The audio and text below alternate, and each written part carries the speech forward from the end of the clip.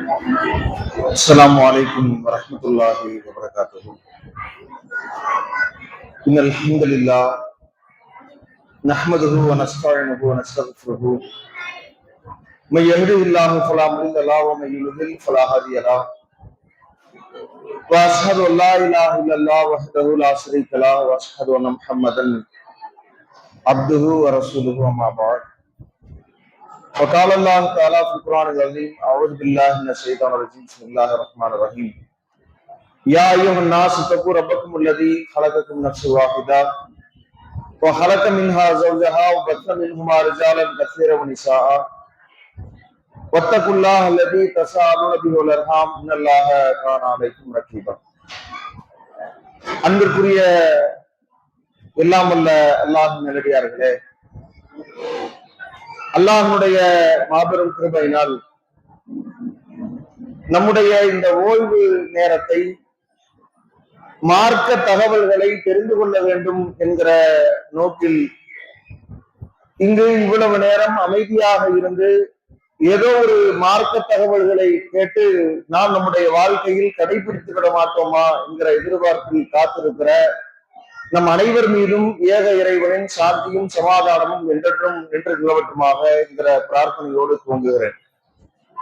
இந்த நேரத்தில் பெற்றோர்களே உங்களைத்தான் என்கிற தலைப்பு எனக்கு வழங்கப்பட்டுள்ளது. பொதுவாக இந்த உலகத்தில் படைக்கப்பட்டிருக்கிற இந்த மனிதனுக்கு பல்வேறு விதமான பொறுப்புகள், பல நிலைகளை மனிதன் கடந்து வருகிறான். மனித வாழ்க்கையில் அவன் கடந்து வருகிற நிலைகளிலேயே மிக முக்கியமான ஒரு காலகட்டம் என்பது இந்த பெற்றோர்களாக இறைவன் ஒரு பொறுப்பை, ஒரு நிலையை அந்த மனிதர்கள் அடைகிறார்கள். அதுதான் ஒரு மனித வாழ்க்கையிலேயே மிகச்சிறந்த காலகட்டமாக நாம் பார்க்க முடிகிறது. இந்த உலகத்தில் அந்த பொறுப்பை நிறைவேற்றக்கூடியவர்களிடத்தில் வெளிப்படுகிற அன்பும் அரவணைப்பும் ஆதரவும் பெரிய அளவிற்கு இறைவன் மனிதர்களிடத்தில் அதை ஏற்படுத்தி வைத்திருக்கிற அந்த பேரழகை நம்மால் பார்க்க முடியும். இந்த தாய் தந்தைகளாக இருக்கிற இந்த பொறுப்பை பொறுத்தவரை இஸ்லாமிய மார்க்கம் நமக்கு இத எந்த அளவிற்கு முக்கியத்துவமானதாக சொல்லி காட்டுகிறது என்று நாம் பார்த்தோம்னா, இந்த குழந்தைகளை இறைவன் நம்மிடத்தில் ஒப்படைத்திருக்கிறாங்க. அது அல்லாஹ்வின் தூதர் ஸல்லல்லாஹு அலைஹி வஸல்லம் அவர்கள் மிக அழகான ஒரு அடிப்படையில் சொல்லி தர்றாங்க.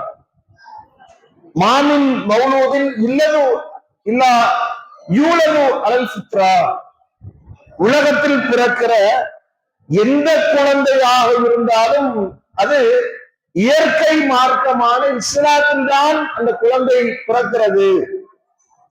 அந்த குழந்தை எந்த கொள்கையில் பயணிக்க வேண்டும் என்பதை முடிவு செய்கிற இடத்தில்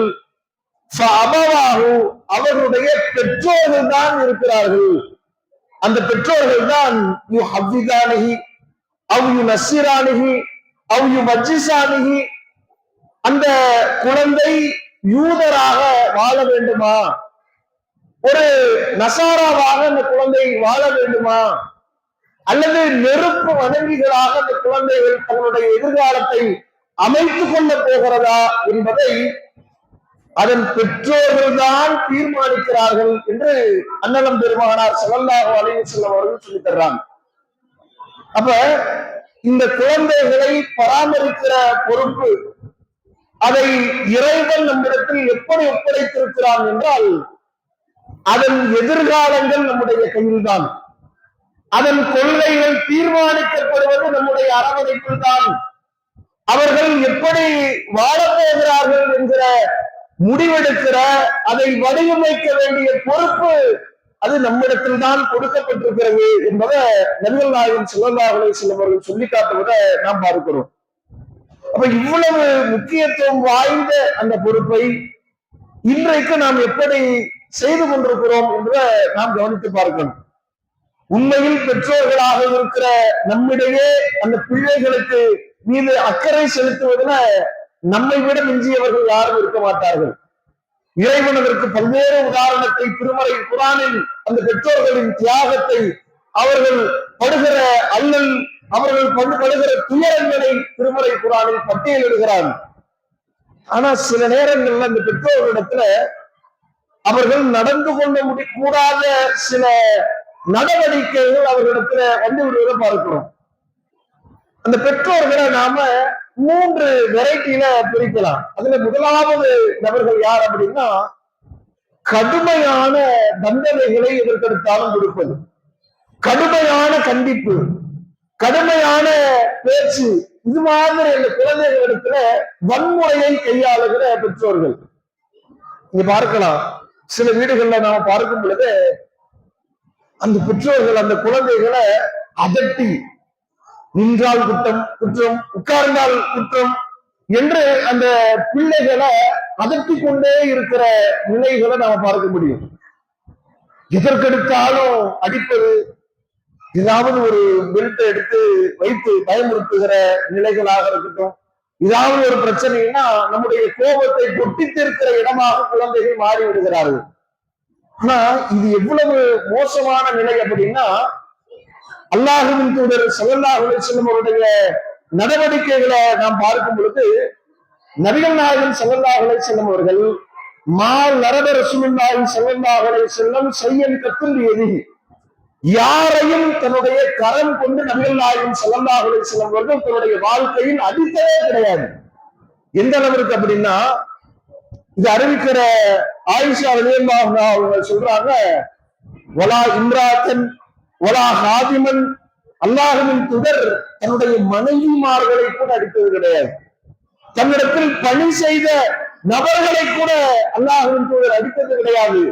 நபி அவர்கள் அடித்த ஒரே இடம் எது என்றால், இல்லா ஐ யுஜாஹித ஃபீ சபீலில்லாஹ், அல்லாஹ்வின் பாதையில் போர் புரிகிற அந்த நேரத்தில் மட்டும்தான் எதிரிகளை அடிப்பார்களே ஒழிய, இது அல்லாத எந்த சந்தர்ப்பத்திலையும் அல்லாஹ்வின் தூதர் வேறு யாரையும் அடித்தது கிடையாது என்று சொன்னார்கள்னா, நாம் நம்முடைய பிள்ளைகள் விஷயத்துல இந்த ஒரு விஷயத்தை கடைபிடிக்க கடமைப்பட்டிருக்கிறோம்.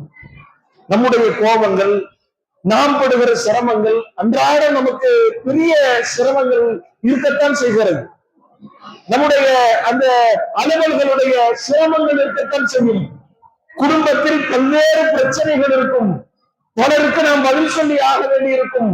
குழந்தைகளுடைய சேட்டைகளை சமாளிக்க முடியாமல் போகும். ஏதோ ஒரு இடத்துல நமக்கு ஒரு நெருக்கடி ஏற்படும் பொழுது இந்த குழந்தைகள் மீது அதை கொட்டி தீர்த்து விடுகிறோமே, இது சரியா என்று யோசித்து பார்க்கணும். ஏன்னா இன்னைக்கு அறிவியல் பூர்வமாக அந்த குழந்தைகள் இப்படியாக தொடர் அடி அடி அடி வாங்குறது, அவர்களை கட்டி போடுறது, சில இடங்கள்ல சூடு வைக்கிற அளவிற்கு இப்படி எல்லாம் மிரட்டல்களை ஈடுபடுவதை பெற்றோர்களிடத்துல பார்க்க முடிகிறது. இது என்ன விளைவுகள் அவர்களிடத்தில் ஏற்படுத்துகிறது என்றால், இந்த நிலைய பள்ளிக்கூடங்கள்ல அந்த குழந்தைகள், இந்த வன்முறையில் வளர்கிற அந்த குழந்தைகள் சக மாணவர்களிடத்தில் இத செய்யக்கூடிய நிலையை பார்க்கிறோம். அவங்களை அடிப்பது, அவர்களை உதைப்பது, கரடு முரடாக நடந்து கொள்கிற குலோபாவம் கொண்டிருப்பது, இது எல்லாம் பெற்றோர்களிடமிருந்து வந்த குணநலனாக சொல்லி காட்டுவதை பார்க்கிறோம். இன்னும் அதுல அல்லாஹ்வின் தூதர் ஸல்லல்லாஹு அலைஹி வஸல்லம் அவர்கள் எந்த அளவிற்கு நடந்திருக்கிறாங்க அப்படின்னா, நபி அவர்களிடத்தில் சிறுவராக பணி செய்த அனஸ் ரலியல்லாஹு அன்ஹு அவங்க சொல்றாங்க, கதம்து நபிய ஸல்லல்லாஹு அலைஹி வஸல்லம் அஷ்ர சினீன், 10 வருடங்கள் அல்லாஹ்வின் தூதரிடத்துல நான் பணிபுரிந்திருக்கிறேன். நபி அவர்கள் என்னிடத்தில் ஃபமா காலலி உஃபின், சீ என்று கூட நபி அவர்கள் என்னை பார்த்து சொன்னது கிடையாது.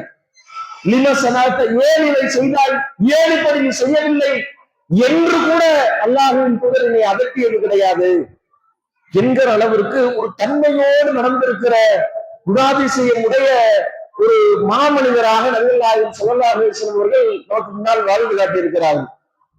பிள்ளைகளை இன்னைக்கு சகத்து மேனிக்கு திட்டக்கூடிய வார்த்தைகள், அடிப்பது ஒரு புறம் என்றால் அவர்களிடத்துல நடந்து கொள்கிற முறைகள்ல வருகிற வார்த்தைகள், எந்த நிலைக்கு நம்முடைய பிள்ளைகள் ஆளாகிவிடக் கூடாது என்று அஞ்சுகிறோமோ அந்த வார்த்தைகளை கொண்டு அவர்களை சபிப்பது, அவர்களை முட்டாள் என்று சொல்வது, படிக்க தவறி அவர்கள் கவனம் செலுத்த மறுத்து விளையாட்டுகளில் ஈடுபடுகிற போது நீ எதற்கும் உருப்பட மாட்ட, நீ ஆடு மேய்க்கத்தான் லாய்க்கு, நீ ஒரு முட்டாப்பைய என்று அந்த குழந்தைகளை அவர்களால் எதுவுமே முடியாது, எதற்கும் சக்தி பெற்றவர்கள் இல்லை என்கிற விதத்தில் அவர்களுக்கு திரும்ப திரும்ப அப்படி சொல்லப்படுகிற போது நம்பிக்கை இழந்தவர்களாக தன்னுடைய வாழ்க்கையை தொலைக்கக்கூடிய நிலைக்கு செல்கிறார்கள் என்பதை தாண்டி, இது அல்லாஹ்வின் தூதர் ஸல்லல்லாஹு அலைஹி வஸல்லம் அவர்கள் நமக்கு இதை பற்றி சொல்லித் தருகிற போது, லா ததஉ அலா அன்ஃபுசிக்கும், உங்களுக்கு எதிராக, உங்களுடைய பிள்ளைகளுக்கு எதிராக நீங்கள் எதையும் வேண்டி விடாதீர்கள் என்கிற தடையை நபிகள் நாயகம் ஸல்லல்லாஹு அலைஹி வஸல்லம் சொல்றாங்க. நாம ஏதோ சொல்லக்கூடிய அந்த நேரத்தில் அந்த சொல்லக்கூடிய வார்த்தைகள் அந்த நேரத்தில் வானவர்கள் அதற்கு ஆமீன் சொல்லுகிற நிலை ஏற்பட்டால் நம்முடைய குழந்தைகளுடைய எதிர்காலம் என்ன ஆவது என்பதை யோசித்து பார்க்க வேண்டும். அந்த குழந்தைகளுக்கு எதிராக நாம் சொல்கிற அந்த வார்த்தைகள், இறைவன் அந்த வார்த்தைகளை நாம் சொல்கிற முன்வைக்கிற அந்த கோரிக்கைகளை அல்லாஹ் அது துஆக்கள் பலிக்கிற அந்த நேரமாக இருந்தால், அது இறைவன் புறத்தால் அங்கீகரிக்கப்பட்டால் நம்முடைய பிள்ளைகளுடைய நிலை என்ன ஆவது என்பதை நாம் யோசிக்க கடமைப்பட்டிருக்கிறோம். இப்படியான இந்த நிலைகள் நம்மிடத்துல அறவே தவிர்க்கப்பட வேண்டிய ஒன்றாக இருக்கணும்.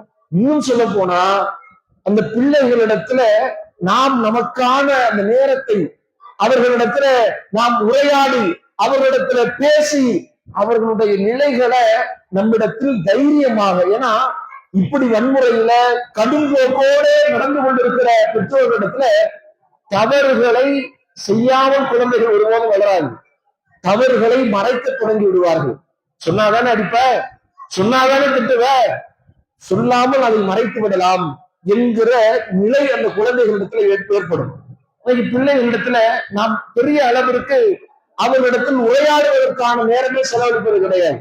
யோசிச்சு பாருங்க, அந்த பிள்ளைகள் வருகிறார்கள், பள்ளிக்கூடத்தில் என்ன நடந்தது, பள்ளிக்கூடத்திலிருந்து வருகிற அந்த வாகனத்தில் அவர்களுக்கு என்னென்ன சிரமங்கள் ஏற்பட்டது, யாரோடு பழகுகிறார்கள், எங்கு செல்கிறார்கள், யாரோடு அவர்கள் விளையாடி கொண்டிருக்கிறார்கள், யார் யாரெல்லாம் அவருடைய தொடர்பில் இருக்கிறார்கள், அவர்களுடைய நிலை எப்படி இருக்கிறது, உண்மையில் அவர்கள் நல்ல குணங்களோடு இருக்கிறார்களா என்பதையெல்லாம் கவனிக்க வேண்டிய, கண்காணிக்க வேண்டிய பெற்றோர்கள் கண்டும் காணாமல் இன்னைக்கு இருக்கிறாங்க.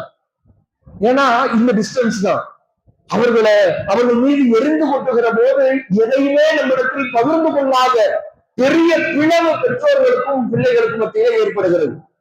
அல்லாஹ்வின் தூதர் ஸல்லல்லாஹு அலைஹி வஸல்லம் அவர்கள் சொல்லி காட்டுகிற போது, மன் அஹக்குன் நாசி உஸ்மி ஸஹாபத்தி, ஒரு மனிதன் மிக ஒரு அழகிய முறையில் உறவாடுவதற்கு மிகவும் அருகதையானவர், தகுதியானவர் யார் என்று ரசூலுல்லாஹி ஸல்லல்லாஹு அலைஹி வஸல்லம் இடத்துல கேட்ட போது, ரசூலுல்லாஹி ஸல்லல்லாஹு அலைஹி வஸல்லம் 3 முறையும் உம்முக்க, உன்னுடைய தாய், உன்னுடைய தாய், உன்னுடைய தாய் என்று சொல்லி 4வது தடவை அபூக்க, உன்னுடைய தந்தை என்று நபிகள் நாயகம் ஸல்லல்லாஹு அலைஹி வஸல்லம் சொன்னார்கள் என்றால், நம்முடைய பிள்ளைகளோடு நாம் அவர்களிடத்துல நேரத்தை செலவழிக்க வேண்டும்.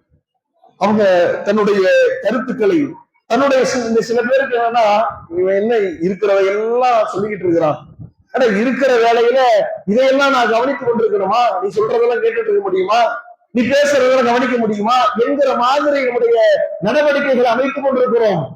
ஆனா அவர்கள் நம்மோடு உறவாடுவதற்கு, நாம் பேசுவதற்கு, அவர்களை திருப்பி சீர்படுத்தி கொடுப்பதற்கு இந்த உரையாடல் மிக அவசியமானது என்பதை இன்றைக்கும் அந்த நிபுணர்கள் சொல்லக்கூடியதை நாம் பார்க்க முடிகிறது.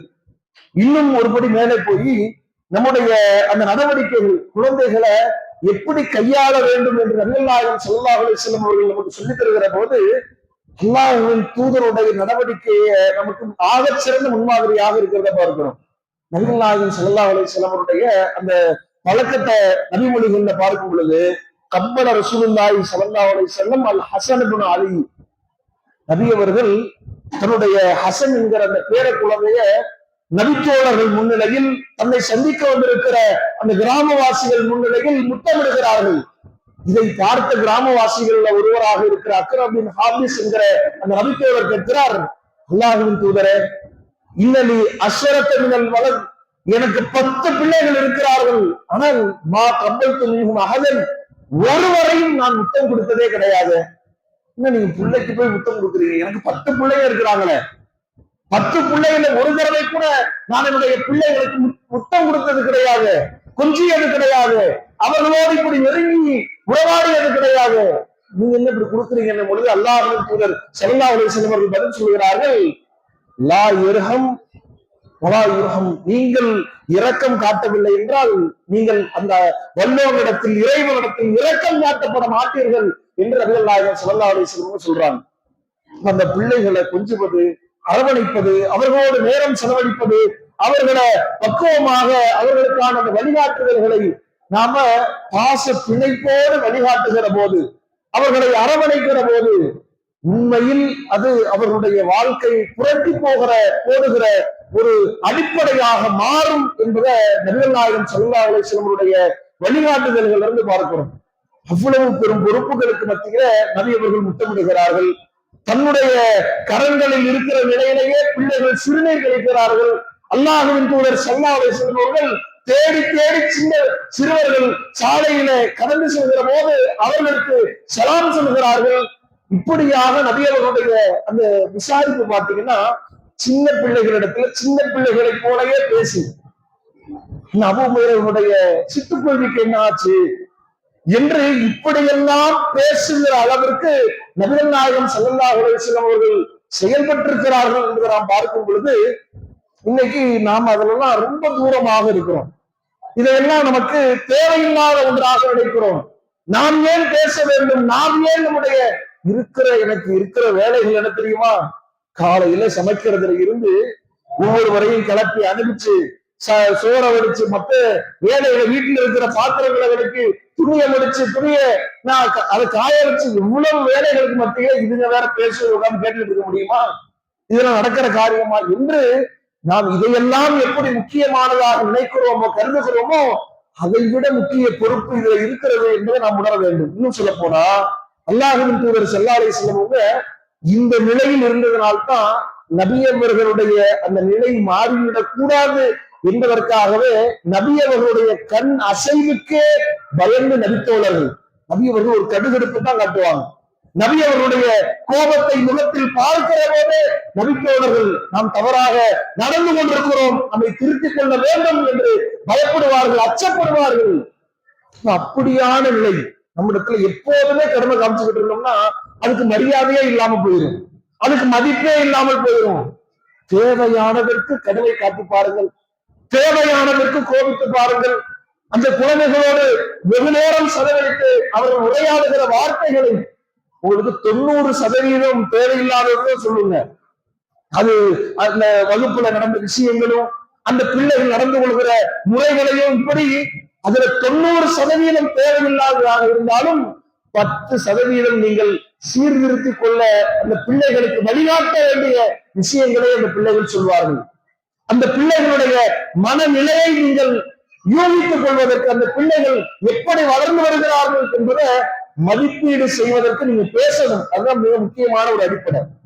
உங்க பிள்ளைகளை பத்தி இன்னைக்கு குருட்டு நம்பிக்கைகளை பல பெற்றோர்கள் வைத்திருக்கிறார்கள்.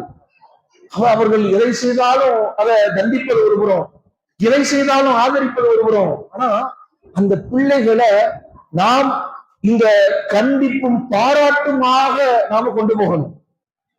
தப்பு செஞ்சா எப்படி கண்டிக்கிறோமோ அதே அளவுல அவர்கள் நல்லது செய்கிற போது அதை ஊக்கப்படுத்தணும், பாராட்டணும்.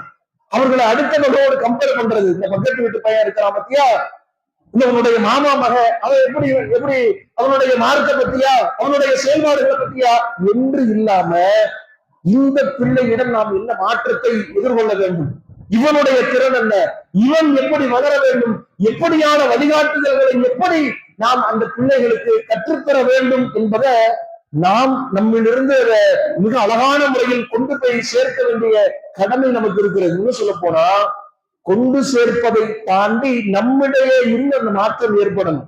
ஏன்னா அந்த குழந்தைகளை பொறுத்தவரை அவங்க பேசுகிற வார்த்தைகள் கெட்ட வார்த்தையினுடைய பெயர் பேசுகிறார்கள் என்று கடந்து செல்கிறோம். அவர்கள் எதை கேட்கிறார்களோ அதைத்தான் பேசுகிறார்கள். கேட்ட வார்த்தைகளைத்தான் அவர்கள் பேசுகிறார்கள். இன்னைக்கு பெற்றோர்கள் அந்த பிள்ளைகளுக்கு மத்தியில் என்ன சூழல் அடி நின்றுகிட்டு நாயடி பேயடி. பெற்றோர்களை பார்த்தோம்னா அந்த பிள்ளைகளுக்கு முன்னிலையிலேயே அடித்து போகிற நிலைகள் எல்லாம் பார்க்கிறோம். தாயார தந்தை மிக மோசமான வார்த்தைகளை திட்டுறாரு. அந்த அம்மா மகளுக்கு நீ சம்பாதிச்சு தெரியா, நீ பெரிய ஆளா என்று இவருக்கு முன்னாடி அந்த பிள்ளைக்கு முன்னாடியே கணவரை திட்டுவது. அந்த பிள்ளை எப்படி மதிப்பீடு செய்து நம்ம அம்மா அவங்களும் உருப்படி ஒன்னும் உருப்படி இல்லை போல இருக்கு, இவர் அக்கா அவரும் ஒன்னும் சம்பாதிச்சு தரமாட்டாரு போல இருக்கு அப்படின்னு அந்த பிள்ளைகள் உங்களை மதிப்பீடு இருவரும் மாறி மாறி பேசக்கூடிய வார்த்தைகள்ல உங்கள் மீது வைத்திருக்கிற அந்த மதிப்பை நாமே இப்படி பேசி குறைத்து கொண்டிருக்கிறோம் என்பதை நாம கவனிக்க வேண்டும். அப்ப ரோல் மாடலாக இருக்க வேண்டிய நாம அந்த பிள்ளைகள் கண்ணாடி போன்றவர்கள், நம்முடைய நாம் எதை செய்கிறோமோ அதைத்தான் பிரதிபலிக்கிறார்கள் என்பதை கவனிக்க தவறிவிடக் கூடாது. இன்னைக்கு பலருடைய பெற்றோருடைய வார்த்தை எங்கு போய்விட்டு போகுது தெரியுமா? தொழுவோங்கன்றீங்க, ஆனா நாம் தொழுகையினுடைய நேரத்துல உட்கார்ந்து டிவிக்கு முன்னாடி உட்கார்ந்து இருக்கிறோம். சீக்கிரம் தூங்குன்னு சொல்லிக்கிட்டு நாம உட்கார்ந்து பல திரைப்படங்களை உட்கார்ந்து இரவெல்லாம் பார்த்து கொண்டிருக்கிறோம். போன கை எங்க போனாலும் போய் அடுப்படியில் இருந்து சமைக்கிற போதும் வேறு எந்த வேலைகள் ஈடுபடுகிற போதும் போன கையுமா இருந்துட்டு பிள்ளைகள் அந்த போனை எடுக்கும் பொழுது படிக்கிற வேலையை பாரு போன கொடுக்கிறோம். ஆனா அது எப்படி அது செயல்முறையில் கொண்டு வர முடியும்? இன்னும் சொல்ல போனா சில நேரங்கள்ல நாமளே அந்த பிள்ளைகளுக்கு அதை ஊட்டுகிறோம். பிள்ளைகள் உணவு இருந்தனமா பிள்ளைகளுக்கு இன்னைக்கு பிஞ்சு குழந்தை கையில போனை கொடுத்துறோம். வேற என்ன செய்யறது? அதுல இருக்கிற அந்த பாடல்கள் ஒவ்வொன்றா கேட்குது. என்ன சாப்பிடுகிறோம் என்று தெரியாமல் அதனுடைய வாயில் உணவை வச்சு அப்படியே திணித்து நம்முடைய வேலை முடிந்தது என்று நினைக்கிறோம். நம்ம வேலைகள் எல்லாம் செய்யணும். அந்த குழந்தை நம்மளை டிஸ்டர்ப் பண்ணக்கூடாதா? போனை கையில கொடு, என்னை டிஸ்டர்ப் பண்ணாம அதிலே இருக்கிறது. எந்த வேலை இல்லைன்னா என்னால் இந்த வேலைகளை செய்ய முடியாது, என்னால் நிம்மதியாக உட்கார முடியாது, என்னால் நிம்மதியாக செயல்பட முடியாது. அதனால நீ போன் பார்த்துக்கிட்டு நீ சாப்பிட வேண்டுமா, என்னால அலைஞ்செல்லாம் ஊட்ட முடியாது, உனக்கு தேவையானதை நான் சிரமப்பட முடியாது என்று இந்த பெற்றோர் பராமரிப்பு பெற்றோருடைய பொறுப்புகள் இன்றைக்கு இது மாதிரி புறந்தள்ளப்படுகிறத நாம் பார்க்கிறோம். நீங்க இப்படி கொடுத்துட்டு அறிமுகப்படுத்திட்டு அதை உங்களுக்கு உங்களுடைய சுய நலனுக்கு கொடுத்துட்டு உங்களுடைய தேவைக்கு திரும்ப அதை பயன்படுத்த கூடாது என்று நீங்கள் அறிவுரை சொல்கிற போது அது முரண்பாடா தெரியலையா? அது அந்த குழந்தை எப்படி அங்கீகரிக்கும்? அதை பார்த்தே வளர்ந்த குழந்தை, அதை பார்த்தே உணவுண்ண வேண்டும் என்பதை அறிமுகப்படுத்தியது, சொல்லிக் கொடுத்தது நாம் தானே. அந்த குழந்தைக்கு எப்படி தெரியும்? இந்த போன் பார்த்தாதான் நமக்கு சாப்பாடு இறங்கும்னு அந்த குழந்தைக்கு தெரியுமா? இப்படி ஒரு போன் ஒண்ணு இருக்கு, அதுல இந்த மாதிரியான வீடியோக்கள் இருக்கிறது, இதை பார்த்தால் நமக்கு ஒரு மகிழ்ச்சி ஏற்படும் என்பதை அந்த குழந்தைக்கு ஊட்டியது யார்? சொல்லிக் கொடுத்தது யார்? வழிகாட்டியது யார்? கொடுத்துட்டு அதுக்கப்புறம் என் பையன் போனோடையே தான் இருக்கிறான். போன்ல இருந்து நைட்டு பார்த்த போர்வதற்கு லைட் எறியுது, எங்க இருந்து நகர மாட்டேங்கிறான், என்னென்னமோ விளையாடி கொண்டிருக்கிறான், நான் சொல்லுவதை கேட்க மாட்டேங்கிறான்னு பெரிதான பிறகு புலம்புவதில் என்ன பிரயோஜனம் இருக்க போகிறது? நாம அந்த பிள்ளைகளிடத்துல ஆரம்பத்தில் இருந்து சின்ன பிள்ளைகளிலிருந்து அவர்களிடத்துல அவங்களுடைய நிலைகளை கண்காணிக்கணும். அவர்களுடைய உணர்வுகளுக்கு மதிப்பளிக்க வேண்டும். அவங்கள ஒரு குடும்பத்தில் ஒருவராக நாம் மதிக்கணும். அவங்கள்ட்ட ஆலோசனை கேட்பது, அவங்கள்ட்ட நாம குடும்பத்தினுடைய கஷ்ட நஷ்டங்களை சொல்லி வளர்ப்பது, நம்முடைய நிலைகளை நாம அவர்களிடத்துல பகிர்ந்து கொள்வது என்கிற நிலையில் இருக்கிற போதுதான் உண்மையில் அந்த குழந்தை மிக ஆக சிறந்தவர்களாக வளருவார்கள். பாருங்களேன், இந்த குழந்தைகளுக்கும் நமக்குமான இந்த உரையாடல் அது எப்ப போர் அடிக்கிறது தெரியுமா? சம்பந்தமே இல்லாத அறிவுரைகளால் மட்டும் அந்த குழந்தைகளோடு தொடர்பு, வேற எதுவும் நமக்கு அவன் பேசுறது கேட்கல, அவனோடு ஒரு நல்ல அண்டர்ஸ்டாண்டிங்ல பேச்சு நமக்கும் அவருக்குமான பேச்சு இல்ல. இப்படி எல்லாம் இருக்கிற நேரத்துல சும்மா அறிவுரை மட்டும் நாம சொல்ல வருவேன், நீ இப்படி நடக்கக்கூடாது, இப்படி நடக்கணும் என்கிற கட்டளைகளை மட்டும் நான் சொல்லுவேன் என்று அதை செயல்படுத்தவே முடியாது. அதற்கு எந்த ரிசல்ட்டும் இருக்காது, ஜீரோ தான் அதனுடைய ரிசல்ட்டாக இருக்கும். நீங்க இந்த விஷயங்களை எல்லாம் மாற்றி உண்மையில் உங்களை நீங்கள் அழகான முறையில் அந்த குழந்தைக்கு சொல்லித் தருவதை போன்று நீங்கள் அழகிய ரோல் மாடலா உங்களை மாத்திக்கிட்டு சொல்லி பாருங்க. நீங்களும் அந்த டிவி அவாய்ட் பண்ணிட்டு நீ அந்த குழந்தைக்கு டிவி பார்க்க கூடாதுன்னு சொல்லுங்க. உங்களுடைய போன் நேரத்தை குறைத்து விட்டு நீயும் பார்க்காது என்று தடுத்து பாருங்கள். நீங்கள் தொழுது விட்டு அந்த குழந்தைகளை தொழுகைக்கு அனுப்பி பாருங்கள். அதனுடைய அந்த ரெஸ்பான்ஸ், அதனுடைய ரிசல்ட் உண்மையில் நீ எதிர்பார்த்ததற்கு மேல இருக்கும். இன்னும் யோசிச்சு பார்த்தா நீங்க அல்லாஹ்வின் தூதர் ஸல்லல்லாஹு அலைஹி வஸல்லம் அவருடைய நடைமுறையை நீங்க பாருங்க. இவ்வளவோ பல தூதர்களுடைய அந்த வாழ்க்கை வரலாறை எடுத்து பாருங்கள். திருமறை குர்ஆனில அப்படியான அந்த முன்மாதிரிகளை இறைவன் சொல்லி காட்டுகிறார். அதுல ஒரு நல்லடியார் லுக்மான் என்கிற அந்த மனிதர், மாமனிதர் தன்னுடைய பிள்ளைக்கு கொடுத்த அறிவுரையை இறைவன் சொல்லி காட்டுகிற போது அவ்வளவு அழகா எப்படி நடக்கணும், எப்படி பேச வேண்டும், எப்படி செயல்பட வேண்டும், எதை வணங்க வேண்டும், எதை வணங்கிவிடக் கூடாது என்கிற எல்லா விஷயங்களையும் மிக அழகான முறையில் அரவணைப்போடு அன்போடு அந்த குழந்தையோடு பின்னி பிணைந்து சொல்லிக் கொடுக்கிற போது உண்மையில் அந்த குழந்தைகள் அவங்க அழைக்கிற போது யா புனைய என்னுடைய அருமை மகனே என்று உள்ளத்திலிருந்து ஒரு பாச சொல்லாக இன்னைக்கு எரும மாடே கூப்பிட்டோம்னா என்ன நடக்கும்? எங்க நாம் சொல்லுகிற வார்த்தைகள் அவருடைய உள்ளத்துக்கு போய் பதியும். அப்ப இப்படியான அடிப்படைய மார்க்க மிகுந்த கவனத்தோடு நமக்கு சொல்லித் தருகிறது. அவர்களுக்கு அந்த அறிவுரை பயனளிக்க வேண்டும் என்றால் அதுல இந்த மாதிரியான விஷயங்களை கையாளணும். இன்னும் சொல்ல போனா ஒரு புறம் இப்படி கண்டிப்பு இருக்கிற மாதிரி, இன்னொரு புறத்துல கண்மூடித்தனமான அன்பு. அதுலயும் பெண்களிடத்துல இது அதிகமாக பார்க்கிறோம். பெண்களுடைய நிலைகளை பார்க்கிற போது அதனால்தான் பலரும் என்ன செய்யறாங்க அப்படின்னா, தந்தை இடத்துல இத காய் நகர்த்தினால் வேலைக்கு ஆகாது, அம்மாட்ட சொல்லி வைப்போம், அம்மாட்ட சொல்லி நாம வாங்கிக்குவோம், அம்மாட்ட நாம பேசி இதற்கான அனுமதியை பெறுவோம், ஸ்கூல்ல ரேங்க் கம்மி அம்மாட்ட சைன் வாங்கிட்டு போயிடுவோம், யார ஏதாவது சொன்னார்களா அம்மாவிடத்துல பேசி சமாளித்துக் கொள்வோம், யாராவது ஏதாவது பிரச்சனைகள் மாட்டா கூட உங்க அப்பா நம்பர் தாங்க அம்மா நம்பர் கொடுத்துடலாம், சரி உங்கள்கிட்ட பேசுங்க சமாளித்துக் கொள்ளலாம். அப்ப நம்முடைய இந்த பலவீனம் பயன்படுத்தப்பட்டுக் கொண்டிருக்கிறது என்பதையும் நாம் யோசிக்கணும்.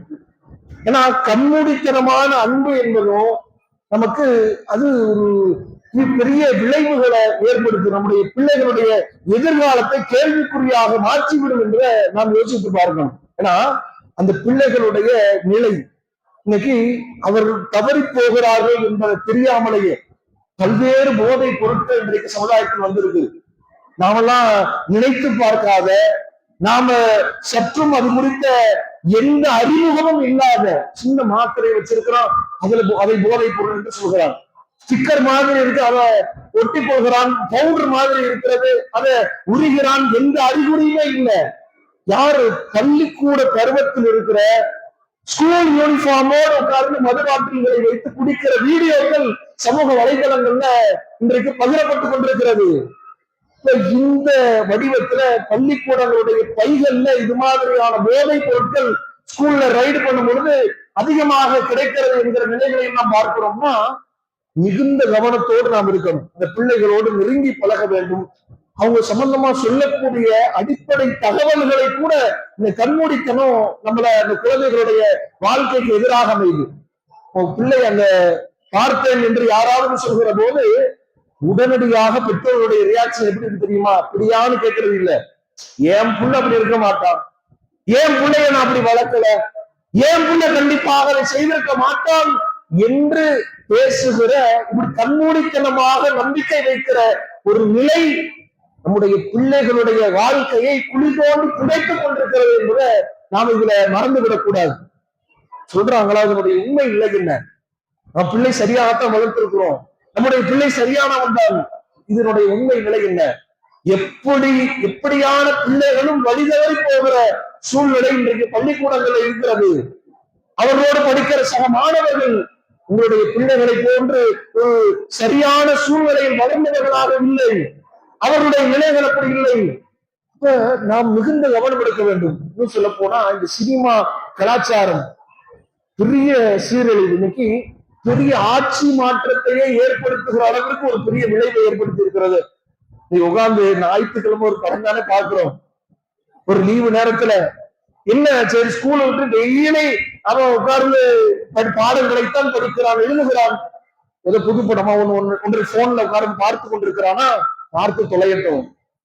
ஏதோ குடும்பமாக உட்கார்ந்து ஒரு ஞாயிற்றுக்கிழமை சனி ஞாயிறு ஏதோ ஓடிடியில் ஏதோ வெளியிட்டு இருக்கிறாங்களா, உட்கார்ந்து குடும்பத்தோடு உட்கார்ந்து பார்ப்போம் என்கிற நிலை எங்கு போய் தள்ளியிருக்கிறது என்றால், அந்த பிள்ளைகள் சொன்னார்கள் என்று கூத்தாடிகளுக்கு ஓட்டு போடுகிற அளவிற்கு, அந்த பிள்ளைகள் எங்களுக்கு வலியுறுத்தினார்கள், அதனால் நாங்கள் நடந்து கொண்டோம் என்று சொல்கிற அளவிற்கு, இவர்தான் எங்கள் உயிர் என்று சொல்கிற அளவிற்கு, இவர் என்னுடைய கணவரை விட எனக்கு அவரைத்தான் பிடிக்கும் என்று சொல்கிற அளவிற்கு அந்த பிள்ளைகள் அவ்வளவு சீரழிவுக்கு அல்லது தற்கொலை செஞ்சுக்கிற, அவருக்கு நீ ஓட்டு போடணும்னா நான் தற்கொலை செய்து கொள்வேன் என்று சொல்லுகிற அளவிற்கு இப்படியான ஒரு ஒரு சினிமா போதையில் அந்த பிள்ளைகள் உள்ளாகி இருக்கிறார்கள் என்று என்கிற போது நாம இனிமேல் மிகுந்த கவனத்தோடு இருக்கணும். நம்முடைய பிள்ளைகள் இப்படியான ஒரு சீரழிவு, நாளைக்கு இந்த சீரழிவு ஏன்னா அதுல நார்மலைஸ் பண்ணக்கூடிய நிலை, காதல் என்கிற ஒன்றை நார்மலைஸ் பண்றான். ஆனா மனுஷனா பிறந்தா காதலிக்கணும், இதெல்லாம் ஒரு மனித இயல்புதான் என்று அதுல சொல்லித் தரப்படுகிறது. இந்த போதை பொருள் பழக்க வழக்கம் சாதாரணமான ஒன்று, மனித வாழ்க்கையில் இதெல்லாம் கடக்காமல் ஒரு மனிதனால் வர முடியாது என்று இப்படி அறிமுகப்படுத்தப்படுகிறது. நாம உட்கார்ந்து ஒரு காட்சியாக இருக்கும் பொழுது கைத்தட்டி சிரித்து கடந்து செல்கிறோம். ஆனா அது அந்த பிள்ளையினுடைய மனதில் ஆழமாக பதிந்து அதை செயல்படுத்துகிற போது நமக்கு கோபம் வருகிறது, நாம கொந்தளித்து நிற்கிறோம். உண்மையில் அது ஏதாவது ஒரு பயன் அளிக்க போகிறதா யோசித்து பாருங்க. அல்லாஹ்வின் தூதர் ஸல்லல்லாஹு அலைஹி வஸல்லம் அவர்கள் எந்த அளவிற்கு இந்த கண்டிப்புலையும் சரியா தீவிரமாக இருந்தார்கள் என்றால், அல்லாஹ்வின் தூதர் எப்படி கொஞ்சினார்களோ, அன்பு செலுத்தினார்களோ, பாசம் செலுத்தினார்களோ, அந்த பிள்ளைகள் மீது அரவணைப்பாக நடந்து கொண்டார்களோ, அதே நேரத்துல ரசூலுல்லாஹி ஸல்லல்லாஹு அலைஹி வஸல்லம் அவர்கள் தன்னுடைய ஈரக்கொலையாக தனக்கு வேண்டிய மிக விருப்பத்திற்குரிய உறவாக ஃபாத்திமா ரலியல்லாஹு அன்ஹா அவர்களை சொன்ன அதே வாயில் நபி அவர்கள் சொல்கிறார்கள், வைமுல்லாஹி லவ் அன்ன ஃபாத்திமத்த பின்த் முஹம்மத் சரக்கத், ஃபாத்திமா என்னுடைய மகள் ஃபாத்திமா திருடி இருந்தாலும் லகத்அத் யதஹா, அவருடைய கையையும் நான் துண்டிப்பேன் என்று தைரியத்தோடு சொன்னார்கள். என் மகன் செஞ்சாலும் தப்பு செஞ்சாலும் நான் அடிப்பேன், கண்டிப்பேன், தண்டனை கொடுப்பேன் என்கிற ஒரு ஒரு முன்மாதிரியாக நம்மை உருவாக்கி கொள்ள வேண்டும் என்கிற உறுதி மிக்கவர்களாக நம்மை உருவாக்கி கொள்ள வேண்டும். இன்னைக்கு வளைஞ்சு கொடுக்கிற நம்மிடத்துல அந்த கண்டும் காணாமல் சிறு பிள்ளை தானே பார்த்துக் கொள்வோம், வயது வந்த உடனேயே அதை நாம் திருத்திக் கொள்வோம், சரி செய்து கொள்வோம் என்று இன்னைக்கு எல்லாமே அப்படித்தான். சின்ன பிள்ளைல அந்த சிறுமிக்கு நிறைய மேக்கப் போட்டு விடுறது, அவர்களுக்கு அவருடைய வயதுக்கு மீறிய மாதிரியான ஆடை அணிகலன்களை எல்லாம் செய்து அழகு பார்ப்பது, கொஞ்சம் வளரும் பொழுது அதை தடுக்கும் பொழுது கூடாது என்று சொல்கிற போது பிள்ளைகளுக்கும் வருது. இதே மாதிரி எதையுமே அப்படித்தான்.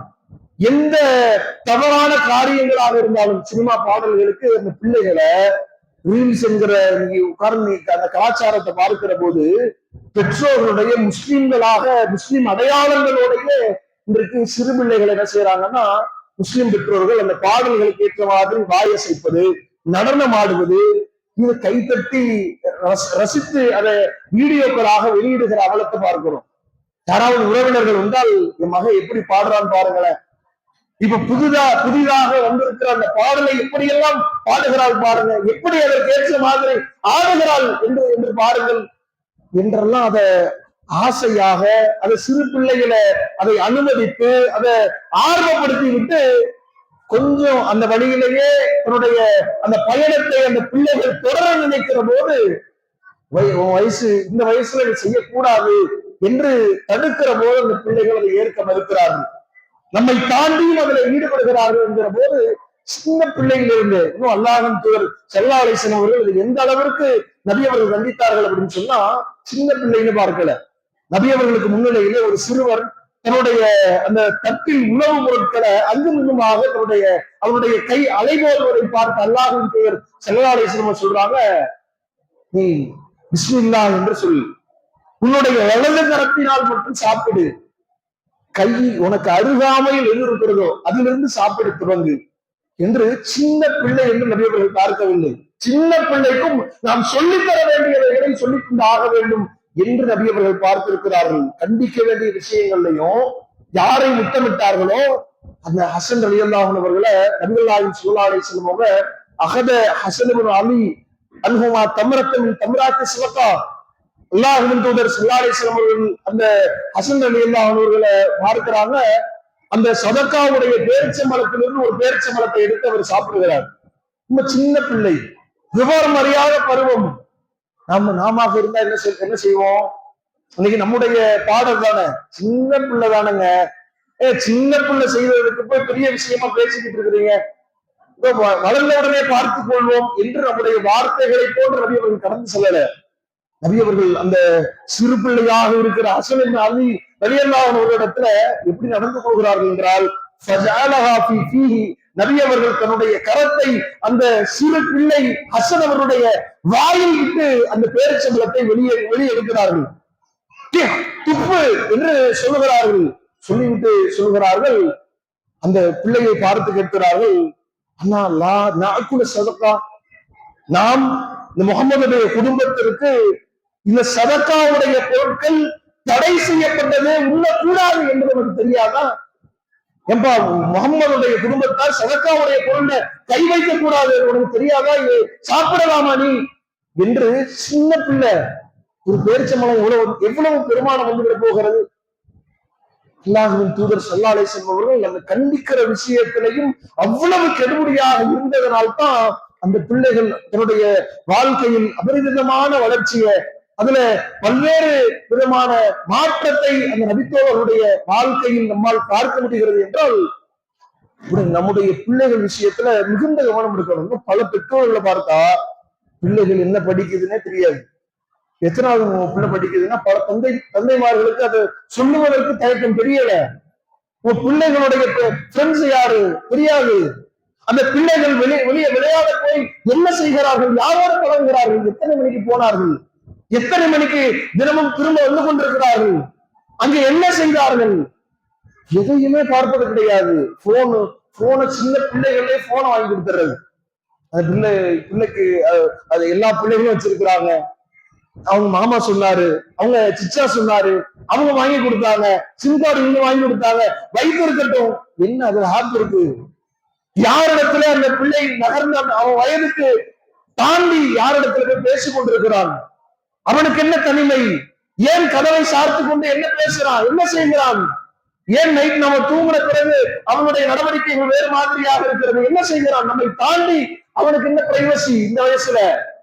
இதை கவனிக்க தவறி விட்டு பெரிய பிரச்சனை உருவெடுத்த பிறகு கண்ணை கசக்கி என்னுடைய பிள்ளை நான் சொல்வதை கேட்கல, இப்படி தரிகட்டு போய்விட்டான் என்று கண்ணை கசக்க வேண்டிய என்ன பிரயோஜனம் இருக்கிறது? இந்த பிள்ளைகளுக்கு அப்படித்தான் விரும்புகிறதெல்லாம் வாங்கி கொடுப்பது. பைக் கேட்கிறான்னு அந்த வயதிற்கு பாடல் பருவத்திலேயே இன்றைக்கு எவ்வளவு பணிகள் யோசித்து பாருங்கள். இவன் பலியாவது இல்லாம இவன் ஒரு வீல தூக்கி ஒரு வீல வச்சு விட்டை காட்டி ரோட்ல போறவனை எல்லாம் ஆக்சிடென்ட், எவ்வளவு விபத்துகள் நடந்து கொண்டிருக்கிறது, அரங்கேறி கொண்டிருக்கிறது. இது மாதிரி அந்த பிள்ளைகளை வளர்க்கிற விதங்கள்ல ஒரு புறம் கண்டிப்பு இருக்கிற மாதிரி, இன்னொரு புறத்தில் ரொம்ப கூடுதலான செல்லம் கொடுக்கிற மாதிரி, இன்னொரு புறத்துல கண்டும் காணாமல் அந்த பிள்ளைகள் அப்படியே கை கழுவி விட்டு கடந்து செல்வதை பார்க்கிறோம். ஆனா அல்லாஹ்வின் தூதர் ஸல்லல்லாஹு அலைஹி வஸல்லம் அவர்கள் எச்சரிக்கையோடு சொன்னார்கள், குல்லுக்கும் ராயின், உங்களில் ஒவ்வொருவரும் பொறுப்பாளி, குல்லுக்கும் மஸ்ஊலுன் என்ற ஐயத்தை உங்களுடைய பொறுப்புகள் குறித்து மறுமையில் விசாரிக்கப்பட இருக்கிறீர்கள். அர்ரிஜால், ஒரு மனிதன், ஒரு ஆண் என்னோன் ராயினலாக வைத்து தன்னுடைய குடும்பத்தாருக்கு அவன் தான் பொறுப்பாளி. வஹுவ மஸ்ஊலுன் அன்ஹும், அவர்கள் பற்றி அவன் விசாரிக்கப்பட இருக்கிறான். வல் மர்அத்து ராயியத்துன் அலா பைத்தி பஅலிஹா வ வலதிஹா, அவள், ஒரு பெண் என்பவள் தன்னுடைய கணவனின் குடும்பத்தாருக்கும் தன்னுடைய பிள்ளைகளுக்கும் அவள்தான் பொறுப்பாளி. அல்லாஹ்வுடைய தூதர் சொல்லுகிற அந்த வார்த்தையை கவனித்து பாருங்கள். கணவனுடைய வீட்டாருக்கும் தன்னுடைய கணவனின் பிள்ளைகளுக்கும் அந்த பெண் தான் பொறுப்பாளி.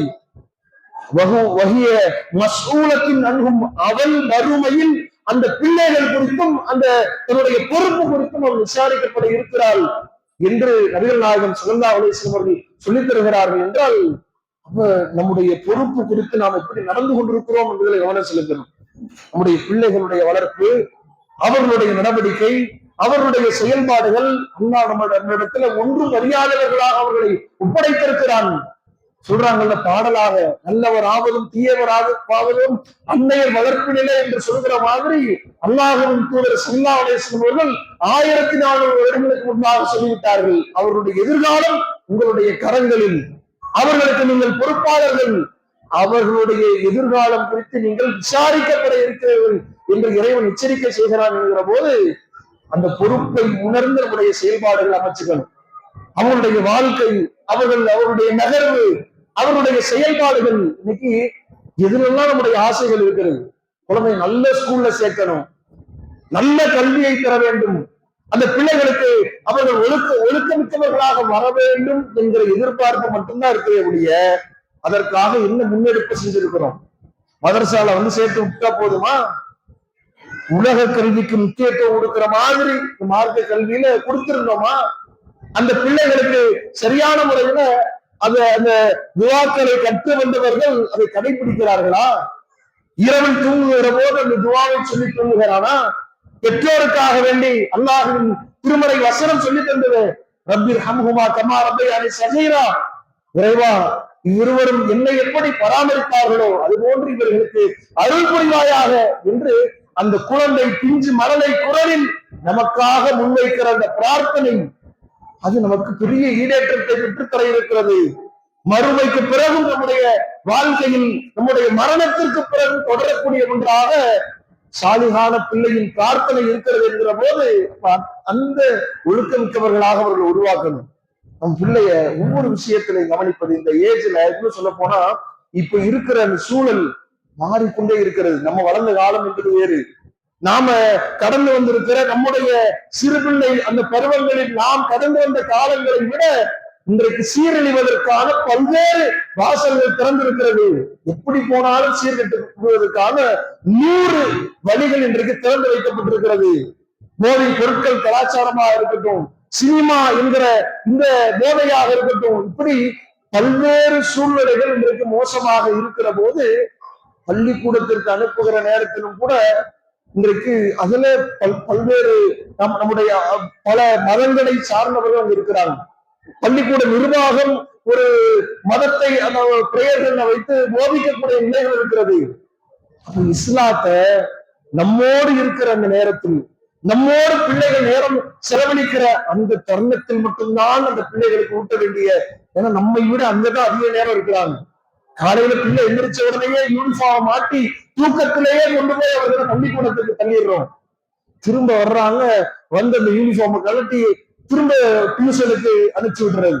திரும்ப வந்த உடனேயே நைட்டு ஃபுல்லா சாப்பாடை கொடுத்து படு, நாளைக்கு ஸ்கூலுக்கு சீக்கிரம் எந்திரிக்கணும்னு படுத்துட்டா அந்த பிள்ளைகளுக்கு எப்படி அன்றாடம் நடக்கணும், பெற்றோர்களுடைய முக்கியத்துவம் என்ன, எப்படி நம்முடைய எதிர்காலத்தை அமைத்துக் கொள்வது, எந்த ஒழுக்க விஷயங்களை நம்முடைய வாழ்க்கையில் கடைபிடிப்பது என்பது போன்ற அந்த நடவடிக்கைகள்ல மிக மோசமான நடவடிக்கைக்குரியவர்களாக அந்த பிள்ளைகள் மாறிவிடுகிறார்கள் என்கிற போது, அப்ப நம்முடைய அந்த அடிப்படைகளை, நம்முடைய அந்த பெற்றோர்களாக நம்முடைய பொறுப்புகளை சரியாகத்தான் செய்து வருகிறோமா என்பதை நாம் மீளாய்வு செய்ய வேண்டும். இன்னும் நபிகள் நாயகம் ஸல்லல்லாஹு அலைஹி வஸல்லம் அவருடைய இந்த நடவடிக்கைகளை நீங்க பார்க்கிற போது அவ்வளவு அருமையாக தான் எப்படி பல்வேறு சந்தர்ப்பங்கள்ல நபி அவர்கள் ஒரு ஆட்சியாளராக, ஒரு பெரும் இறுதி இறைத்தூதராக தன்னுடைய செயல்பாடுகளை அமைத்துக் கொண்டார்களோ அருமையான தந்தையாக நபி அவர்கள் விளங்கினார்கள். தன்னுடைய மகளாரை தன்னுடைய முதல் பிரச்சாரத்தின் வாயிலாக நபி அவர்கள் அழைப்பு விடுக்கிறார். முதல் பிரச்சாரம், தன்னுடைய முதல் பகிரங்க பிரச்சாரத்தில் அல்லாஹ்வின் தூதர் ஸல்லல்லாஹு அலைஹி வஸல்லம் தன்னுடைய மகளாரை, இந்த அத்தனை கோத்திரத்தை குலத்தை அழைத்து அவர்களுக்கு நேர்வழியை பற்றி எச்சரிக்கை செய்கிற அதே நேரத்தில் சொல்கிறார்கள், யா ஃபாத்திமா பின்த் முஹம்மத், முஹம்மதுடைய மகள் ஃபாத்திமாவே, சல்லின் மால், என்னிடத்தில் எந்த செல்வத்தையும் கேட்டு இந்த உலகத்தில் நீ பெற்றுக் கொள்ளலாம், நான் தருவேன், என்னுடைய பிள்ளை கஷ்டப்படக்கூடாது என்பதற்காக நான் அதுல மிகுந்த கவனத்தோடு செயல்படலாம்.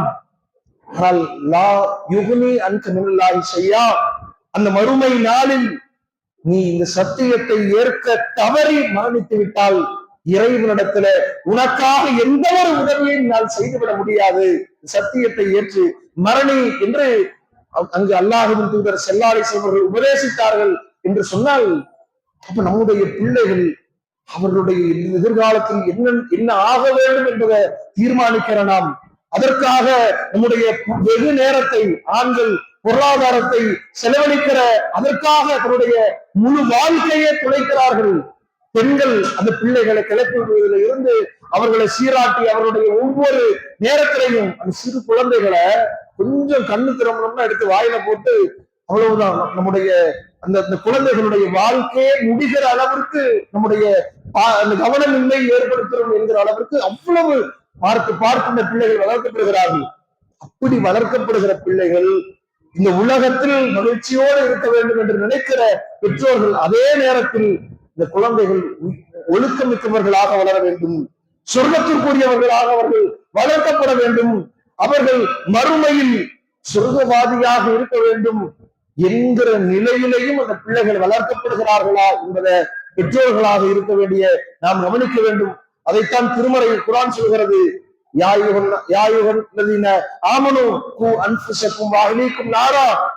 உங்களையும் உங்கள் குடும்பத்தார்களையும் நீங்கள் நரக நெருப்பை விட்டும் காத்துக் கொள்ளுங்கள்.